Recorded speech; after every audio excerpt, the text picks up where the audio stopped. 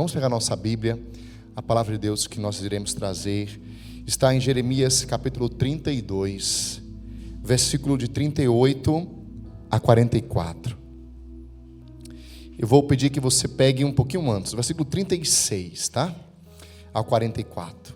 Vamos ler essa palavra de Deus, palavra que vai dar início a essa semana das famílias, rezando pela nossa família. Então pega a tua Bíblia, Jeremias 32, de 36 a 44. E agora, é por isso que assim diz o Senhor, o Deus de Israel, a esta cidade da qual dizeis que será entregue nas mãos do rei da Babilônia, pela espada, pela fome e pela peste. Olha o que Deus vai dizer: vou ajuntá-los de todas as terras, para onde, em minha ira e indignação, os expulsei, num momento de grande furor, e vou trazê-los de volta para este lugar, onde lhes darei morar em segurança. E eles então serão o meu povo, e eu serei o seu Deus. Darei a eles um só pensamento e uma só conduta, que tenham o meu temor todos os dias, para a felicidade sua e de seus filhos que vierem depois. Farei com eles uma aliança duradoura, nunca deixarei de abençoá-los, e dentro deles colocarei o meu temor, para que de mim jamais se afastem. Minha alegria será fazê-los felizes. Olha o que Deus está dizendo para nós nessa noite. Minha alegria será fazê-los felizes, plantá-los de maneira estável na terra, de todo o meu coração, com toda a minha alma. Pois assim diz o Senhor: da mesma forma como eu fiz cair sobre este povo aquelas grandes desgraças, assim também farei vir a eles toda a felicidade que prometi. Terrenos ainda serão comprados nessa terra que dizeis estar abandonado, sem gente e sem animais, entregue nas mãos dos caldeus. Na região de Benjamim, nos arredores de Jerusalém, nos povoados de Judá, nas cidades da serra, da baixada e do Neguebe, terrenos serão vendidos a peso de dinheiro, registrados em documentos com marca no lacre, e testemunhas, pois mudarei a sorte deles. Oráculo do Senhor. Palavra do Senhor, graças a Deus. Como é bom nós ouvirmos a palavra de Deus e ouvirmos as promessas do Senhor. Eu quero começar essa partilha bem rápida em família, falando canção nova do nosso Padre Jonas, nosso querido Monsenhor Jonas Abib, que está intercedendo por nós no céu. E a canção nova começou com o estudo da palavra. Começou com o Padre Jonas ensinando aqueles jovens a terem contato com a Bíblia. Ele então escreveu um livro chamado A Bíblia Foi Escrita para Você. E depois esse livro se transformou em A Bíblia no Meu Dia a Dia, que hoje é um programa de TV, da qual a Gabi foi a diretora no início da retomada, não é isso, Gabi? É verdade. Tivemos essa graça de pedir ao próprio Padre Jonas, Monsenhor Jonas, para explicar o que era esse método. E ele pôde nos dizer, e você ainda pode entrar no YouTube e colocar lá A Bíblia no Meu Dia a Dia com o Monsenhor Jonas, você vai ver. Ele pôde ensinar o que precisamos ver ao ler a palavra. Precisamos ver quais são as ordens, quais são as promessas, os princípios eternos e como vamos colocar na nossa vida. E essa palavra hoje, enquanto você ia falando, eu falei, meu Deus, quantas promessas. Mas as promessas, elas precisam ser assumidas. Então, à medida que eu leio, vejo as promessas, eu preciso assumi-las na minha vida. Então, a gente começa a partilhar sobre isso, porque o Padre Jonas nos disse, olha, ao ler a palavra de Deus, procure 3 coisas. Primeiro, as promessas de Deus. Para quê? Para que a gente recorde-se de que o nosso Deus é o Deus de promessa e que cumpre as suas promessas. E como é bom ouvir as promessas de Deus, porque assim nós não nos perdemos no desespero. Como é bom recordar-se das promessas de Deus para nós. Um segundo passo é descobrir as ordens de Deus. Se naquela palavra que nós lemos tem alguma ordem, algum direcionamento, algum imperativo para que a gente siga esta ordem. E o terceiro, como a Gabi falou, são princípios eternos. O Padre Jonas nos diz para procurarmos princípios eternos, ou seja, são leis que regem o reino de Deus. Que não mudam. Que não vão mudar, imutáveis.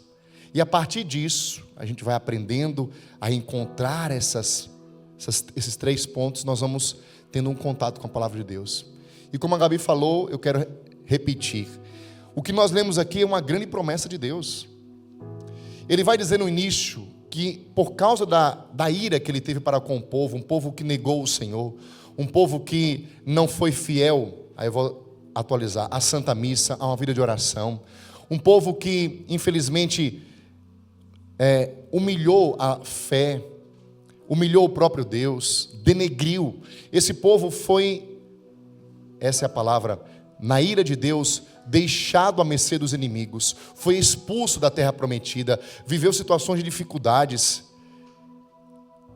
Mas o Deus vai dizer assim: assim como movido pela minha ira, eu permiti que vocês fossem dominados pelo inimigo, movidos pelo meu amor, eu vou ajuntá-los de novo, eu vou trazer vocês de volta, eu vou abençoar novamente vocês, porque a minha alegria será fazê-los felizes.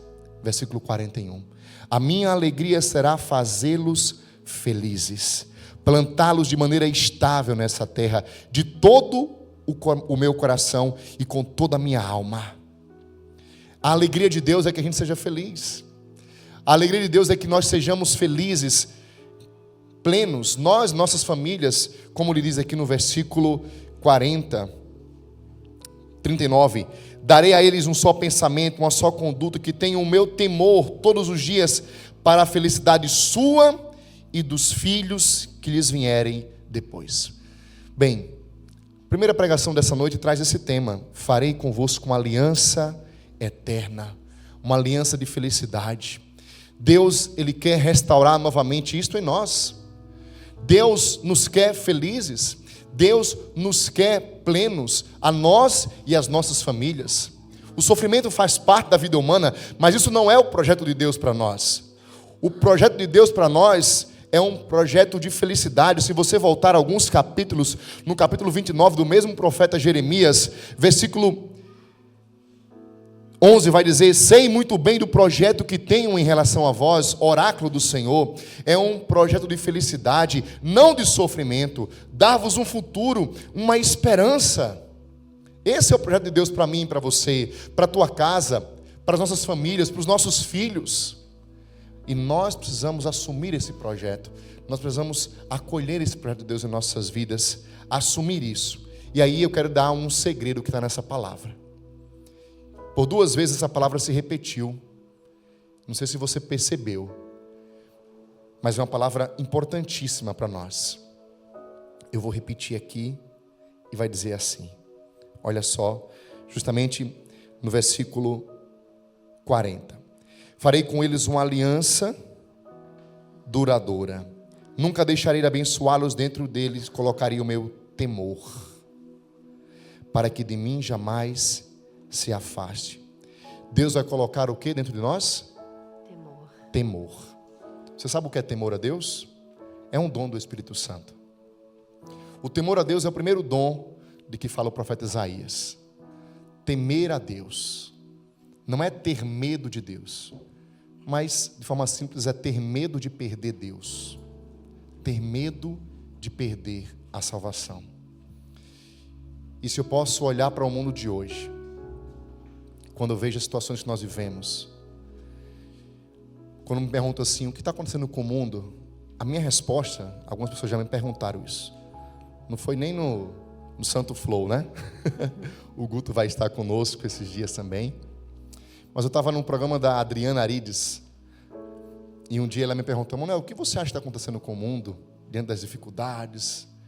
E a minha resposta foi e é esta: o mundo perdeu o temor a Deus. A gente não tem mais medo de ir para o inferno. A gente não tem medo do castigo de Deus. A gente entendeu que Deus é bonzinho, que tudo vai perdoar, que a gente não precisa não ser fiel não, fica tranquilo, porque Deus é misericordioso. Não, fique tranquilo. Mas não foi isso que Jesus fez. Quando aquela mulher foi pega em adultério, e ela foi aos pés de Jesus, e Jesus disse: ninguém te condenou? Ela disse: não, Senhor. Foi o que Jesus disse para ela: pois vai, viva a tua vida normal, aproveite a vida, porque eu sempre vou estar aqui para te acolher. Foi isso que ele disse? Não, ele disse: vai e não tornes a pecar. Vai e não peques mais, mude de vida. Quando entrou na casa de Zaqueu, e Zaqueu roubava, e Zaqueu era injusto, Jesus disse: Zaqueu, hoje você preparou uma janta maravilhosa, melhor do que a comida da Água Viva, que é difícil, que aqui é comida maravilhosa. Agora, Zaqueu, continua a tua vida, continua roubando, e melhor, vai lá no Brasil e ensina o pessoal lá. Foi isso que ele disse? Não, não foi isso. Na realidade, Jesus nem precisou falar nada.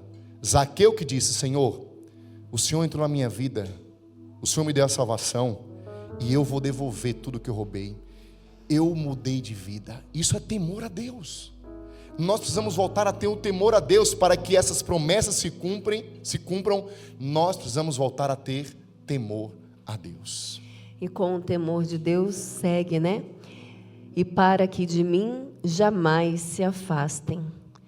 Então, muitas vezes nós estamos no nosso dia a dia, na realidade das nossas casas, vamos abrindo mão desse temor de Deus, permitindo tudo e nos afastando de Deus.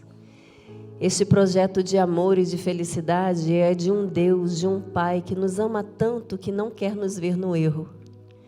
Você que é pai, você que é mãe, quando você vê o seu filho errando, você quer corrigi-lo, você não quer que ele permaneça no erro, porque você tem para o seu filho um projeto de felicidade. E da mesma forma, Deus, Ele tem para nós um projeto de felicidade, mas Ele não quer nos ver no erro, não quer nos ver afastados dEle. E por isso Ele diz que coloca em nosso coração o temor, para que não nos afastemos dEle. É tempo de voltar. Se você quer assumir este projeto de felicidade, é tempo de voltar. Se você quer assumir este projeto de felicidade, é tempo de mudança de vida. É tempo de permitir que esse temor a Deus seja novamente até ressuscitado dentro de nós, para que nós não nos afastemos mais dele. E ele sendo o centro das nossas casas, das nossas famílias, nós vivamos esse projeto de amor, esse projeto de felicidade. Então vamos pedir nesse dia, pelo poder do sangue de Jesus e pela força do Espírito Santo, esse dom, essa graça. O temor a Deus é a base de tudo. Peçamos ao Senhor essa graça de podermos buscar pessoalmente e ensinar aos nossos filhos isto. Particularmente, a gente vive uma geração, um tempo diferente, né? Eu costumo dizer que são tempos diferentes. Se o padre Léo tivesse aqui, ele dizia é o cristão light, né? Hoje em dia a gente fala de outra forma, é o cristão Nutella, né? E a gente acaba, infelizmente, falando muito assim de não podemos dizer que Deus castiga, não devemos ensinar para os nossos filhos, não faça isso não, menino, porque senão Deus castiga, né? A gente aprendeu isso porque os nossos pais, né, ouviram dos nossos avós, né, que, olha, Deus castiga, e aquilo gerou uma certa apreensão. Aí depois os nossos pais não ensinam assim, dizem assim, não, Deus nos castiga, Deus é amor. Não é bem assim. Mas eu vejo, quando a gente está dizendo Deus castiga, não é que Deus é um carrasco. O castigo de Deus é deixar a gente fazer o que a gente quer. Não existe nada pior para um filho do que o pai ser tão ausente que permita que ele faça o que ele quer. Essa é a pior maldade que pode acontecer na vida de um filho. O pai presente, a mãe presente, vai impor limites, vai dizer não, vai educá-lo. E a educação passa pela correção. O castigo é necessário para que a pessoa não se perca. Os limites são importantes na educação dos nossos filhos. E Deus, como pai, também precisa dar nossos limites. Então hoje eu quero que você não tenha medo de Deus, mas tenha medo de perder Deus. Porque se você perde Deus, você perde esse projeto de felicidade. Se você perde Deus, você perde esse projeto de felicidade. Então hoje peçamos essa grande graça e grande dom, o temor a Deus. Eu não quero perder o Senhor. Eu não quero perder o seu amor. Eu não quero perder o seu respeito. Vamos pedir essa graça ao Senhor? Vamos.